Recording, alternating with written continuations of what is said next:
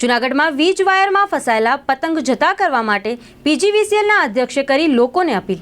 નમસ્કાર, મારું નામ બીડી પરમાર, અધિક્ષક ઇજનેર વતલુર કચેરી જૂનાગઢ પીજીવીસીએલ. આવતીકાલે 14 જાન્યુઆરીના રોજ આપણે બધા પતંગ ઉત્સવ મનાવવા જઈ રહ્યા છીએ. ત્યારે મારી સમગ્ર જનતાને અપીલ છે કે આપણે નાની એવી પતંગની કિંમત માટે આપણી જિંદગી ન ગુમાવીએ. અમારા નેટવર્ક એટલે કે અમારા વાયરો ઉપર જો પતંગ કે કોઈ અટકાણી હોય તો એને લેવાનો પ્રયત્ન ના કરશો.